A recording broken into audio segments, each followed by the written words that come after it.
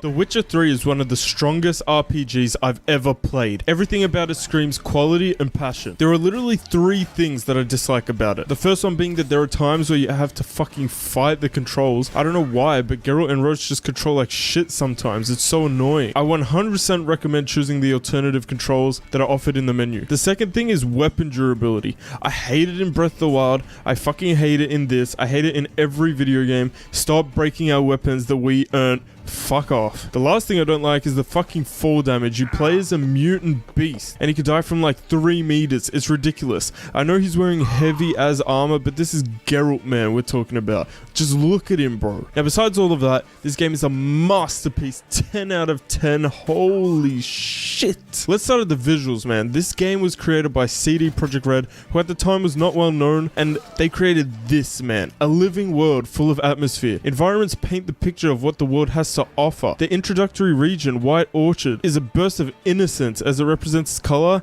and as you are introduced to this world that has been carefully crafted. You are then introduced to Velen, the no man's land, the war-torn swamps. They bring you down to earth to build upon the mysterious elements of the plot. Novigrad then follows to contrast Velen. It's a free city with a lot to offer in terms of life and things to do. Skellige then follows with its unrivaled corsairs and swift longships that sail the many seas, and the scale that's produced from the snowy mountains that make you feel the winter. The Duchy of Tucson is the final region which is introduced through the DLC. It marks a sense of completion with its themes, being famous for its wines and sunny days that any elder could happily retire in. The atmosphere is created by the detail and the lighting that CD Projekt Red has crafted. It's beautiful with impressive dynamic weather effects. Just boom, look at the fucking sunrise, man. Then look at the rain and the wind as all the plants show life, and then boom, the ambience of the night. The visuals are just so fucking breathtaking. Not to mention the character designs and models are top notch for such a vast RPG. You don't get any jank in animations or lip syncing like the Fallout games.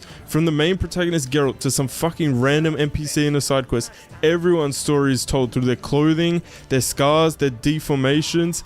Everyone gets the same treatment in this department. The gameplay is also amazing. The depth in it is almost unrivaled in the RPG genre. The dialogue in this game is engaging, the writing for everyone is perfect, as is the delivery. Every choice in this game matters. Your choice can sway relationships or even the lives of many different characters. Take the introduction in White Orchard. The people of the continent don't take lightly to witches, and they make sure to let Geralt know exactly how much of a fucking freak he is. Depending on your choice to leave these guys alone or fight them, builds on what you, the player, initially perceive Geralt as. And it's a great introduction that may decide your decisions later on as you progress. You kill them and it solidifies that you're a terrible person and the whole town fucking hates you.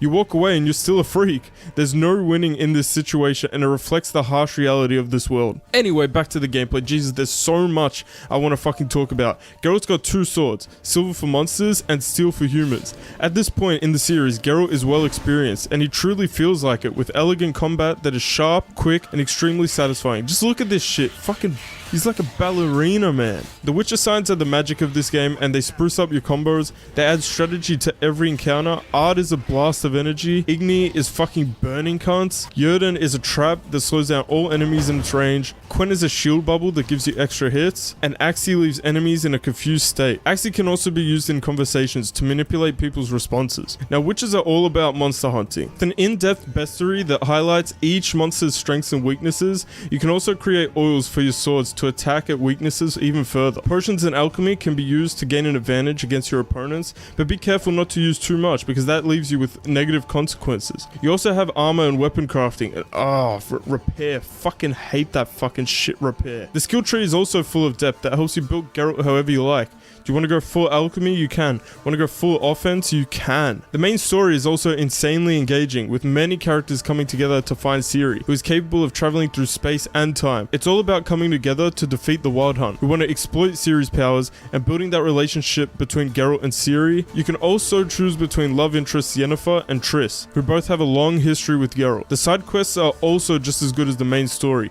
The freedom of choice is all thanks to CD Projekt Red actually being a good fucking developer. Thank you. To tie it all together, you have the DLCs. The main story runs you about 50 hours. Hearts of Stone and Blood and Wine will give you 25 more of the exact same quality durability as the main game. Hearts of Stone is an engaging plot of manipulation between Geralt and Gaunter O'Dim, while Blood and Wine serves as a conclusion to the series and Geralt's character arc. This is the best DLC ever in a game, period. I can't believe that you get this much fucking content for like $20 now in 2020. It's so worth your time. I can't even fucking explain it in this video, but trust me, if you like good stories, just try it. Alright, I also gotta mention the soundtrack. It's perfect with its Slavic themes that represent the world perfectly. Just listen to the battle themes, man.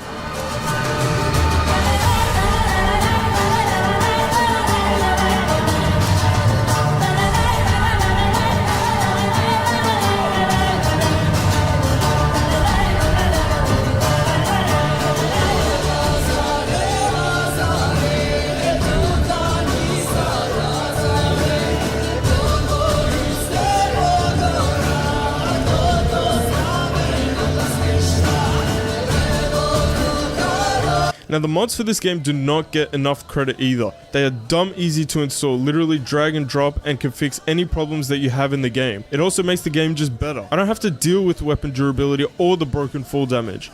And graphics mods help bring this game even closer to 2020 standards. It's so much more accessible as compared to Skyrim, for example. Now I know I've missed out on a lot here, but there is so much to talk about this game. I seriously cannot recommend it enough. Please just give it a try. I promise you will not regret it. I didn't even talk about the cast, the activities, what the DLC actually offers, Gwent, which is its own game, and so many more, because I want you, the viewer, to give this game a try, because I will never forget this game. I cannot thank CD Projekt Red enough for this experience, and I cannot wait for Cyberpunk 2077.